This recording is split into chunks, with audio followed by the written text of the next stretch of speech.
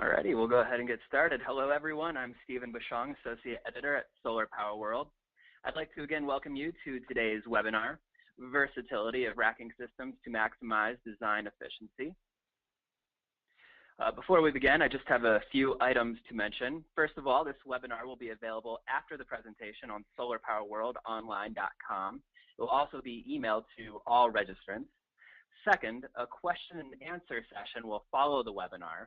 I encourage you to participate.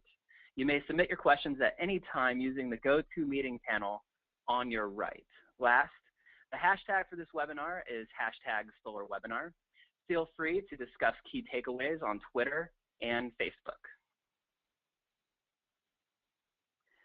Next, I would like to introduce our presenter. Speaking today is Mark Dobis.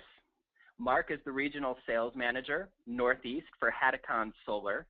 He has a combined 29 years of experience in the metals, aluminum extrusion, and solar industries.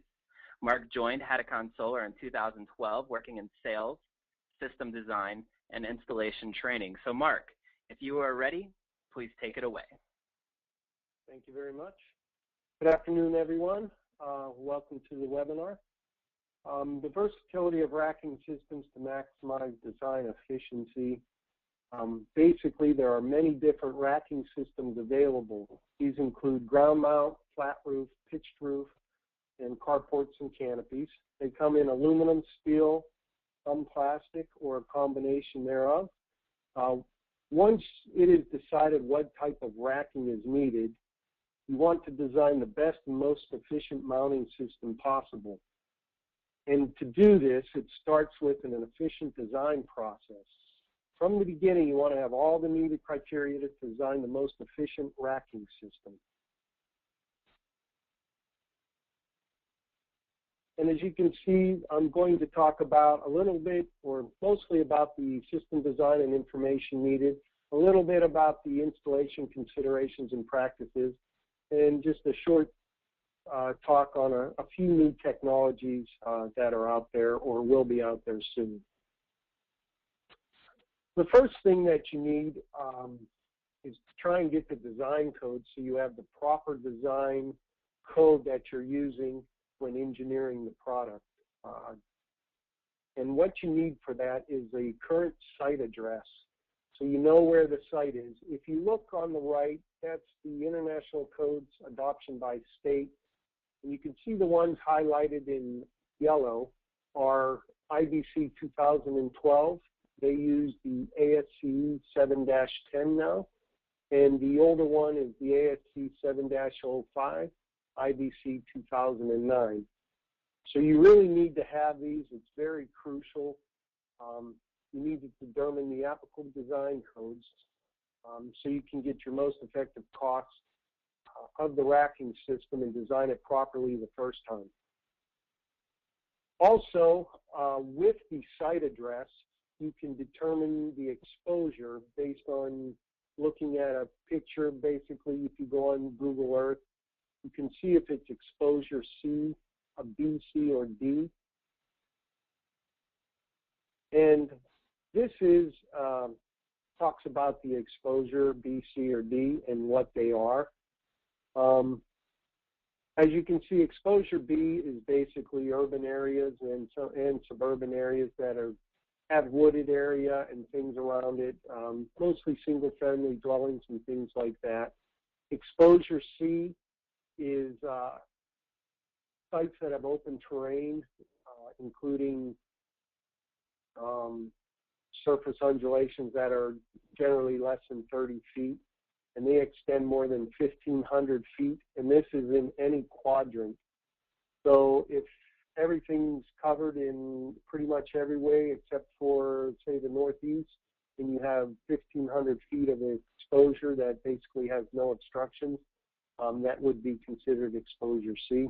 Exposure D is unobstructed areas exposed to wind flowing over open water, such as hurricanes, large lakes, things of that nature. You need to know the exposure so you can design properly and get the right, correct. correct design for what you're doing. Additional design information is, going too far. Additional design information is needed at the beginning as much as possible to make sure that you're able to design a system, or the racking company is able to design a system to work for you. The first thing is the wind and snow load. You want to confirm, get this from the customer and confirm it using multiple websites that you can find online. Also, if you cannot find it online, you can speak with the local building inspector of the town where the site is, and most times they know what it is and can pass that on to you. You just want to be sure that you get the correct one before you start the design. You also like to know the tilt angle that you're using. Mostly in the Northeast, you're looking at anywhere from 30 to 35 or higher if possible, if the racking can handle it. It's a lot of times on the latitude. As you get more towards the equator in the Caribbean, you're looking anywhere from 0 to 10 or 15 degree tilt angle. And when it comes to ground mount systems, the higher the tilt angle, for instance, it's 35 degrees, you're going to have a lot more load on the system, which means you're going to have a longer embedment depth if you're driving posts. Also, if it's a flat roof system, the number and size of ballast is going to be higher because of the loads involved. You also would like to know the orientation. Some people have the orientation that they want portrait or landscape in their mind, and it's what they want to work with. Other people will give you the opportunity to look at both and come up with the best system design, most cost-effective system design. So you need to know that just to know what the racking company needs to look at. The string size is not always required. It does help in designing the rack, but it's not necessary because of the way people can do the wiring. Try and get a layout, if possible, from your customer, or if you are the customer, try and get a layout so the racking company knows the distance between the rows for shading. It also gives the boundaries of the site, and it will show any different size cables that might be needed, because all sites aren't square or rectangular that you can fit the exact same size cable throughout the site. If you're just getting preliminary pricing, it's really not as necessary. As long as you have an idea what you're looking at, you can get a good preliminary price. Also, you'd like to know the size of the project and the projected start date. And the reason you need to have these, there's a couple of different things. If you have a long enough lead time, a lot of times imported materials can be used to reduce the cost of racking if it's okayed by people that own the project. And this can cut the price quite a bit, and but you need a little bit longer lead time than normal when you're buying overseas. Also, having this information up front allows you to be sure that you can plan accordingly and design the process to move ahead smoothly and efficiently for delivery of the product. A big benefit for the price of the racking initially quoted to you and your customer is not going to change very much. So it's a good estimate cost of the racking without fear of rapidly increasing costs later on due to the wrong information given originally. Now, there are different system types that I'm going to talk about. I'm going to stick with the ground mount, the flat and low slope roof, and the pitched roof. The ground mount system, basically there's a couple different kinds, two post, single post, or the tracker, single and double axis tracker. The two post system, as you can see from the picture on the far right, what's good about a two post system is that it shares the load of high winds and things. between the rear and the front post, so it's a little more stable in high winds. Also, smaller equipment is needed when you're dealing with it, and a lot of the material can be moved by hand. When it comes to single posts, which is the bottom right-hand picture, the advantages of that is there are reduced number of posts, usually results in faster installation of the foundation. There is more, if there's a lot of wind, because it's just a single post system, there's a little more load put on the post than would be on a dual post system or a two-post system.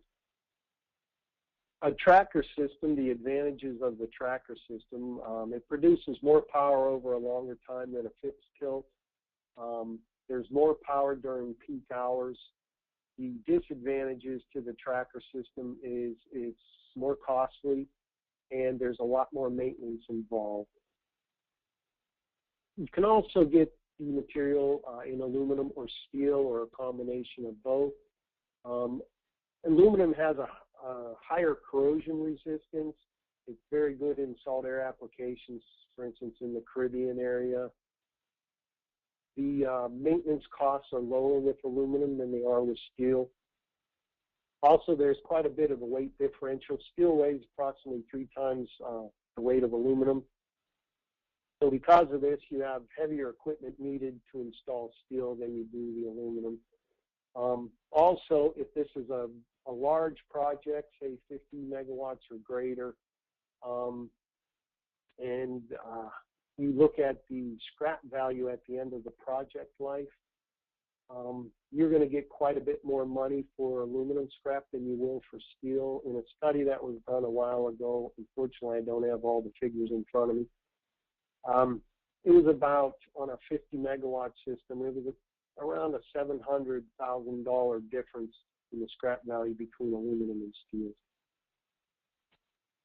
The other thing that you'd like to have, especially on large projects, say 500 kW or greater, you'd like to have a geotechnical soil report.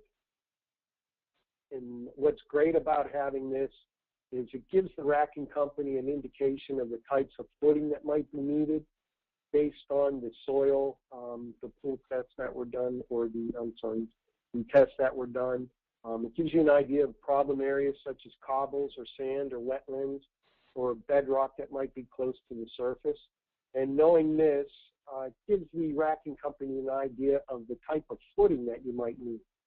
And the different footings are driven posts, and this is most economical over 200 kilowatts. A ballasted system used in landfills or brownfields, or where there's a lot of underground issues that driving posts or putting in ground screws and things are just going to be too difficult to do. Then there are ground screws, and this is good in some rocky soil. Helical piles work well in where there's low soil capacity in wetlands applications. And on-site concrete embedment a lot of time is used for residential systems or very small projects. What's good to know when you're going in is if you have an idea of the type of footing that you needed and the type of system you want, you can narrow your racking company search down to people that handle what you're looking for, and you can narrow that supplier base down somewhat. So that helps just so you're not going over 10 different quotes, and you can just do 5. Now, most large projects have pool tests done. Sometimes they have them done when they're doing the geotechnical studies. A lot of times they'll have them done once they determine which racking company they're going to use. And what this does is it increases the installation efficiency because you have an idea what the problem areas you might run into, and it allows you to prepare solutions for these problem areas before the system is even started.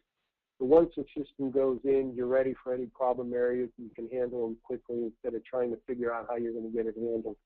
So this really helps on installation time, obviously labor costs, and keeping it down as much as possible.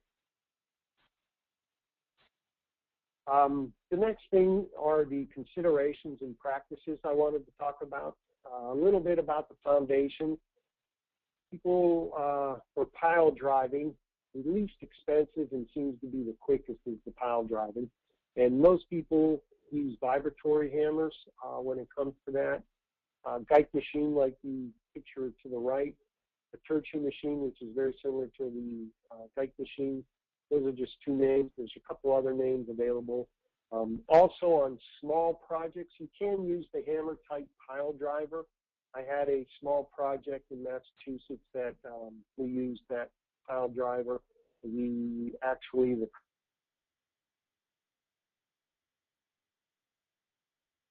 had a pile driver that could do this for him. And they were able to handle it without a problem because they were used to doing, putting in stuff on highways and things like that. So it worked real well and was less expensive than trying to get a vibratory hammer up there. The other foundation I just wanted to mention was ballast blocks. When you're looking at ballast blocks, there's precast or there's cast on site.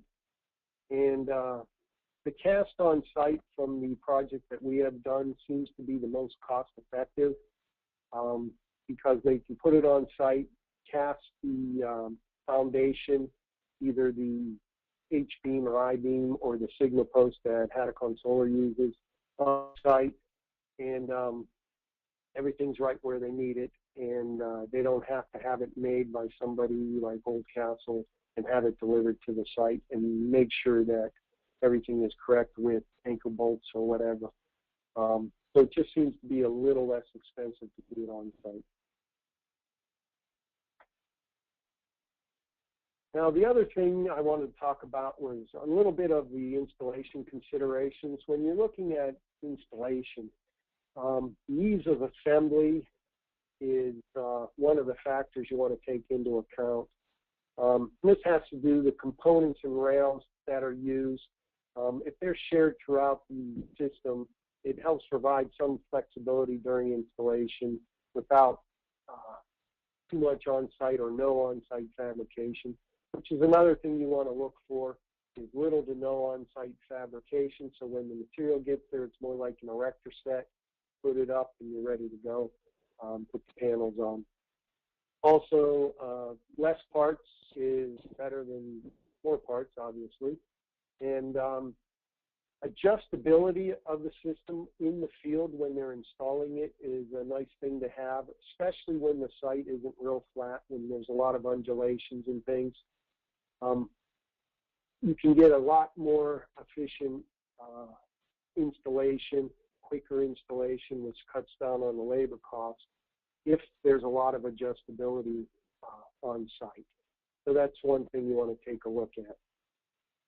Now, panel installation, what I've seen, portrait seems to be a little easier than landscape when there's a high tilt angle, just because on a landscape, a lot of times you're looking at a 4 or 5 high. You have to have ladders involved or something involved that you can reach the upper couple layers of the panels or the modules.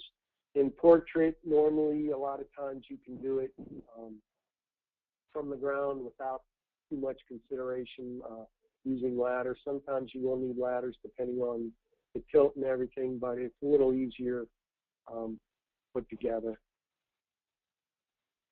When it comes to electrical, you just want to make sure that you're able to see how you're going to run your cables, where the inverters are going to go, if the system has locations where inverters can go, or suggestions where to put it.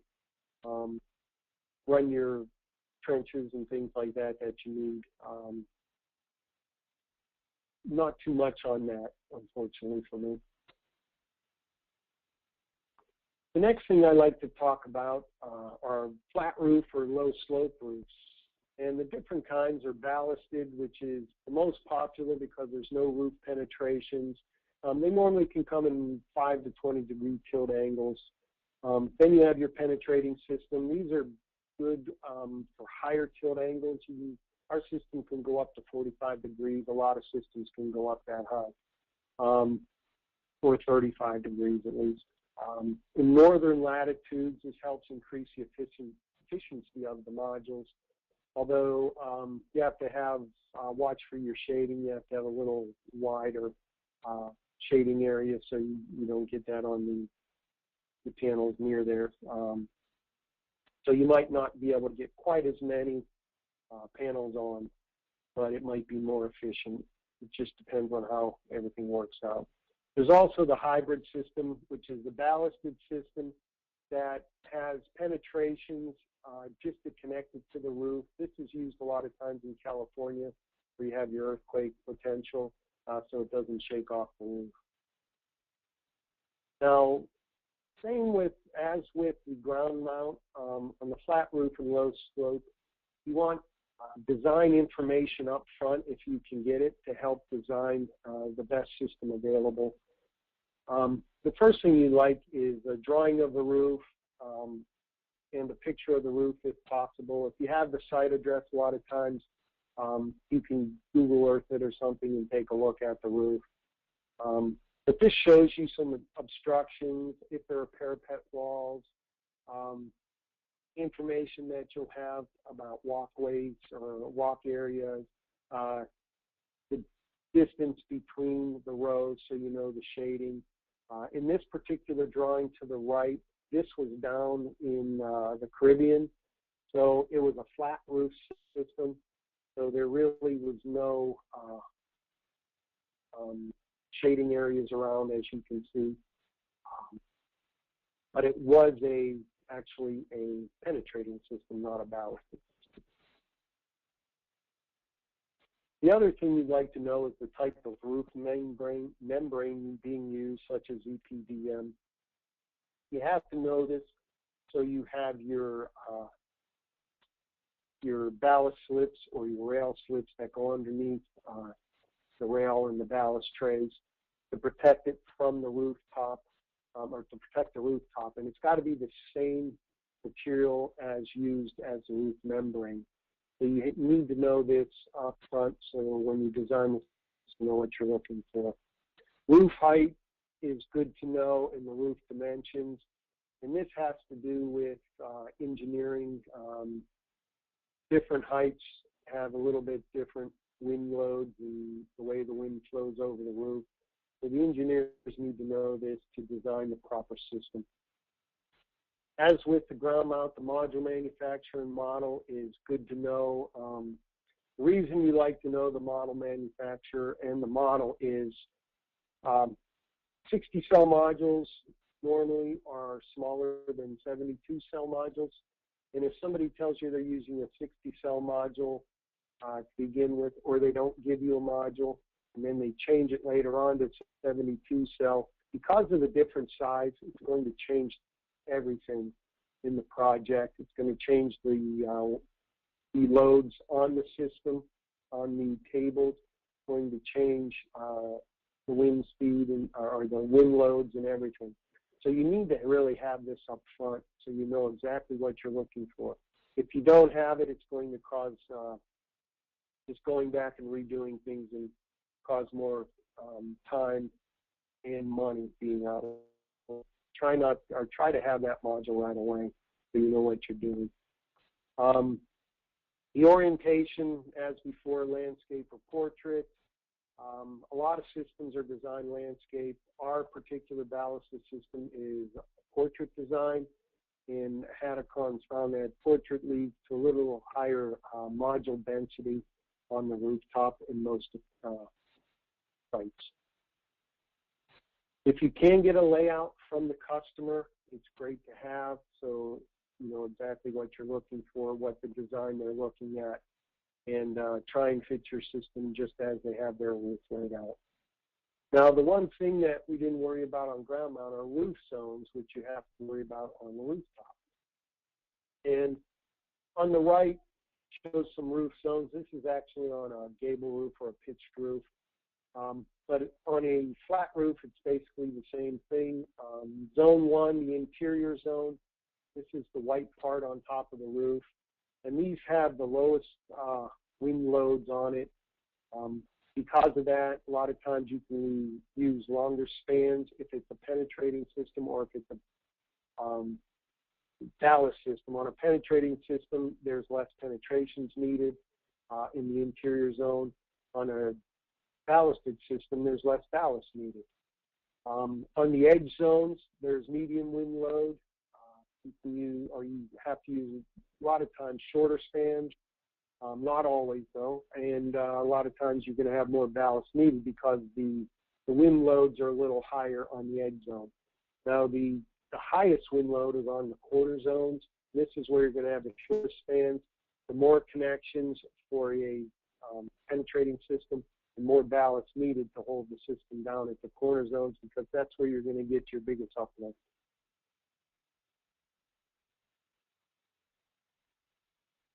The next thing that I want to talk about is just a little bit of on the installation considerations. Most people will know what type of system they want, if it's penetrating, ballasted, or hybrid. So they're going to let you know that. Considering this is basically a penetrating system. If you're going to have very high wind loads and things, a lot of time a penetrating system is going to work better than a ballasted. For instance, if you're in the Caribbean, we'll try and use a ballasted a lot of times with a kind of a hybrid, but sometimes a penetrating system will just work better because of the high wind loads on there. A lot of times it's offset because the tilt angle is less. But there's different considerations. Also the type of roof being used, you know, what the warranty is on the roof and things like that. You also would like to know what the roof structure load limit is. And you'd like to know that so you can tell how much weight per square foot you can put on the roof. The racking weight per square foot is great to know. This will give you an idea of what type of design. There are some steel systems out there, aluminum systems, and plastic systems. So if you know that, it gives you an idea of what type of system may work a little better, may be more cost effective. If it's a very high structural load limit, maybe a steel system might work and cost a little bit less just because they're using steel rather than aluminum. The roof membrane, same thing I mentioned before. You have to consider what type of roof membrane there is and what type of slip sheets and things like that that you need to protect the roof and keep the warranty in place. The next system is the pitched roof system. There's residential and commercial roofs. As you can see from the pictures on the right, the commercial roof here that I show is obviously a metal roof system. And the different types of roofs, obviously, like I said, the most residentials are asphalt shingle or tile. Some of them are standing seam metal roofs, depending upon where you are. When it comes to the metal, you have the standing seam. You also have a corrugated trapezoidal roof that is used, and you can get systems to be used on any of these type of roofs. You have roof height, and again, it has to do with the engineering design information and helps to calculate, changes wind calculations, helps to determine the wind loads and things. So you know what you need to design the roof, how many penetrations and things like that. Joist spacing also is very important. 16-inch on center, 24-inch on center, or larger. For instance, in a 110 wind or a 90 wind with 0 PSF snow, with our rails you can span 9 feet. If there's a 50 PSF snow span or 110 wind, you can only span 4 feet. And depending on the zone, could be less than that. If it's a corner zone, it may be a little bit less. The most cost-effective thing you can do is design a system using as long a span as possible that the structure can support. Therefore, you have less penetrations, less actual parts needed, such as angle brackets and the hardware that goes with it, less chance for leaks. because there's less penetrations.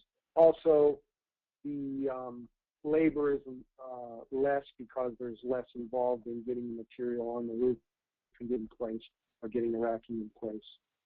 Again, the module manufacturer and the model need to know that.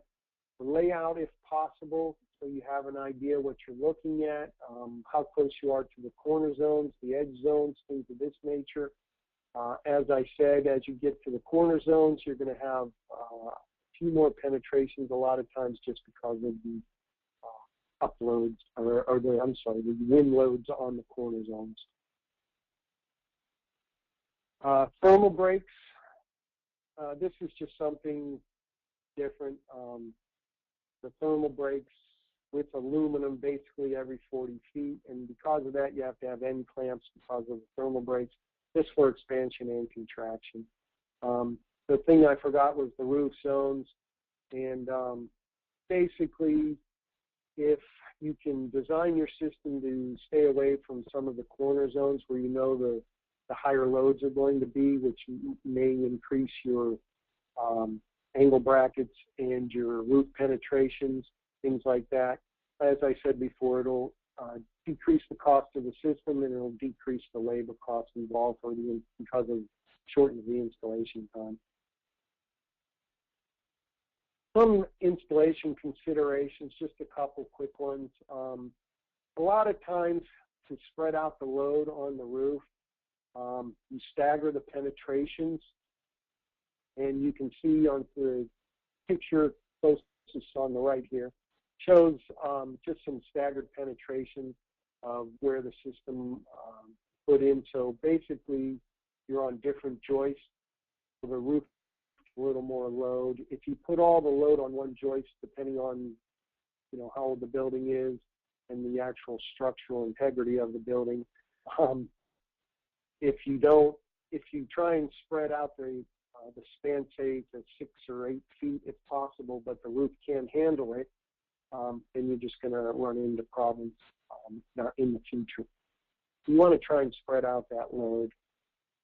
Also, microinverter installation. Most microinverters can attach to the rail, and a lot of times they use hardware such as T-bolts. The picture to the right just shows an N-phase inverter attached to our rail using a T-bolt. Now, just also the steeper the pitch, the higher the wind loads you're going to have, but also you're going to have less snow buildup in the northern climes where you get a lot of snow. And sometimes you can get snow reductions from the local building inspector. And if you can get a snow reduction, this will just reduce some of the loads on the system. For instance, if it's normally a 60 PSF snow load, sometimes if you talk to the building inspector, they're able to get you a snow reduction, and they may be able to get you down, instead of 60, down to 45 or 40, which will help a little bit on the design and the number of penetrations and things that you use. The last thing I want to talk about is just a little bit on the latest technology. There are bifacial modules, and basically bifacial modules that you can see the first picture on the right with the sun. The sunlight actually goes, can be reflected back onto the back of the module. The sun also goes a little bit through the module and reflects back. And if you have a nice bright background, like a white roof or something, this gives you a good reflection back on, and it just increases the amount of power that the module can produce. A lot of times these modules now are used in rooftop. Some ground mount systems, a lot of canopies, and seen them on some greenhouses or pictures of greenhouses. And the canopies and the greenhouses, as I said, it does let light through. So that's why they're used for those, so you have a lighter interior there. The other thing some new technology that's been out now for a little while and keeps coming out with the different systems, is integrated grounding clamps and splices. At this time, we have a Hattabon splice, which you can see at the right, which is used for our pitch screw system, our 1360 rail and our 1966 rail. What's nice about this splice is when you splice the rails, you just push the rails together. It contacts and grounds the rails together, and you do not need any tech screws to hold it together. You do not need to jump it because it is grounded, so it saves time on the grounding, and it saves a lot of labor and installation time because no tech screws are needed or anything like that. So it's a pretty nice little splice that's out there right now. Also, there are microinverters that I've been reading about, dual panel inverters. These right now, on the manufacturer I was reading about, are 60% larger than a single inverter. And but what this does is you can connect two panels to one inverter. So you're paying a little more for the actual microinverter, but you're using half as many per project. So you're using less microinverters per project, which should save money over time for installation and cost of the microinverters. The company that has it is APS America that I read about. They also have another one that's in testing now. That's a three-phase microinverter. And what this is a microinverter that works, you attach to 4 modules or handles 4 modules at a time. And this obviously reduces the inverters per project by 75%, or the microinverters needed per project by 75%, which can obviously save time and money on equipment and labor. The last technology I wanted to talk about was just something that Hatticon Solar has come up with for metal roof attachments. These are for corrugated trapezoidal roofs, and the TRP is the one shown the closest to the words on the right, and basically that's used in a landscape system, and that just goes at the end of the panel. This is for the landscape, obviously, so at the end of the panel and in between panels where they connect. So basically you're using an end clamp on each end, an end clamp on one end, then mid clamps in the middle because the panel sits halfway on its small little rail, and then an end clamp on the last of these TRPs. So it's a very quick, easy system to put in. It eliminates rail, so it's very cost effective for these trapezoidal roofs. It's screwed with self-tapping screws into the trapezoidal roof just through the metal of the roof. It does not need to go down to the decking, although it can if needed. If you needed better uplift, you can do that. The angle plate is used for the portrait system, and basically same type of thing, but this does use a rail system in it, and it just follows our normal pitch screw system after that. What's nice about both of these are they have self-sealing gaskets on the bottom, so when you put them on the roof and screw them to the roof, they're self-sealed and leak-proof or waterproof. So that's a nice little saving. Basically, that's it for now. When you're looking at getting into a racking system, you want to make sure you have all the information necessary up front to eliminate going back and having things redone, to have the racking system or the racking company design the best system possible for your application, and also knowing the newest technology out there, and if it's available, incorporate that or have that incorporated into your system, just to give you the best, most cost-effective system available. Thank you very much, and we'll open it for questions. All right. Thank you so much, Mark. That was an excellent presentation. As you can see there, we have some contact information for myself and Mark. You're welcome to reach out to us there, but I'm sure you have some questions that you would like answered at this time. So remember, you can submit those questions in your GoToMeeting panel on your right. I have a few questions prepared to get us started. So Mark, we'll go ahead and do those. For a roof installation, what are the best design tips to cut costs? The best design tip I can come up with, or that I know of, is you try, if possible, to stay away from the corner zones. If you can design a system to get as much production out of the system, power production that you need, and you can stay away from the corner zones, that's going to decrease, if it's a ballasted system, it's going to decrease the amount of ballast needed. It's going to decrease, if it's a penetrating system or a pitch-proof system, as I said before, the amount of penetrations, which more chance for leaks and things like that. That's one of the best ways to try and cut costs from your system if possible.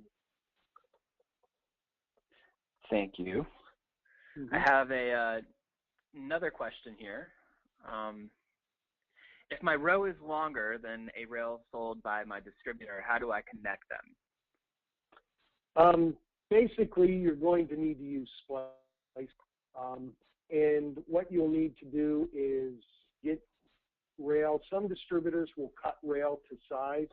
So you can get the rail needed cut to size, one full-length rail, and then one cut to size by the distributor, and use a splice to put it together to fit the number of panels that you want in your row.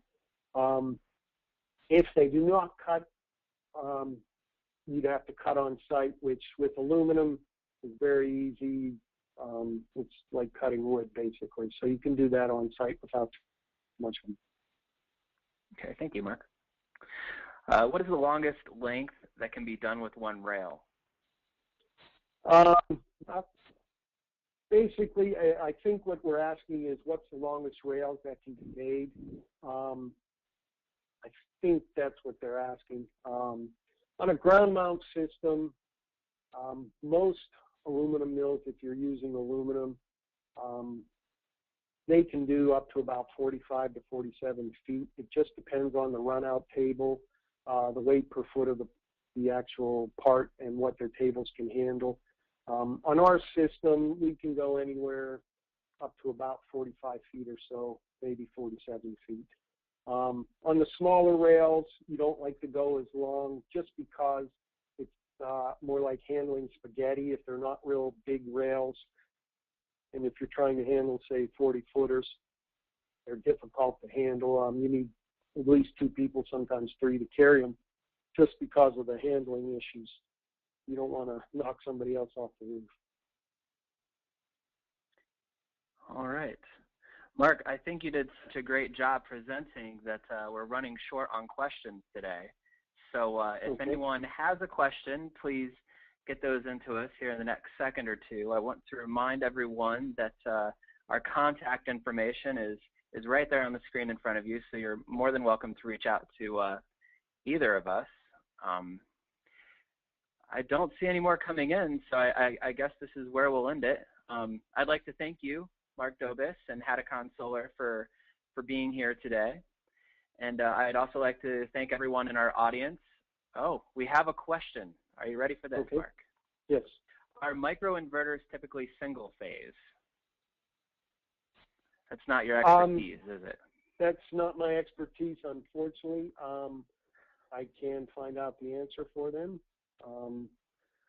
When I get the question, I'll get an answer for them and email them. Great. Thank you. All right. Well, once again, thank you to our audience for listening. I hope you enjoyed the presentation and learned a lot. Please join us for future Solar Power World webinars. There's a lot more to come. Thank you, everyone. Thank you. Take care.